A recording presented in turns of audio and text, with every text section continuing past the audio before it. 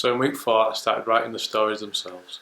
So a lot of character development and looking at the structure and plot, a lot of research into the background of the stories and the historical context stuff, looking through the archives, and I think I'm finally ready to write the whole collection.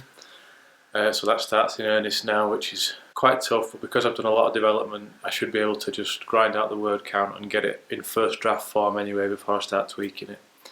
So I got the first one written and sent to my mentor, which is very exciting. I can't wait to find out what sort of feedback I'm going to get on that. I had a little bit of a meltdown because I realised 2 of the stories weren't really appropriate for this collection.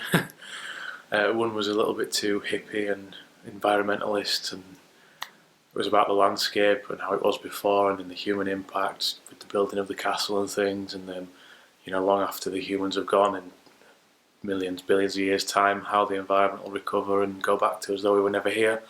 I thought, a bit bleak and not really appropriate, so I scrapped that one, maybe another time. The other one was about homosexuality in the Catholic Church, which, you know, there's a time and a place to address these controversial issues, and I think this wasn't really appropriate, so again I got rid of that one. I still kept the priest because the priest played a key role in this castle's history, and the priest holes here are very significant, and a lot of castles throughout the country have these priest holes because it was a major turning point in this religion of this country, in the 1500s that is. But anything that you've spent some time developing that you do decide that is not really appropriate and you have to scrap it, it's not time wasted. Put that into a folder on your computer and you can draw upon it at a later date, and you know you've learned from that process. And recovering from this setback, I went back into the archives, and the staff and the archivists here were able to point me in the direction of some fascinating diaries from a hunter in the 1910s, 1915-ish.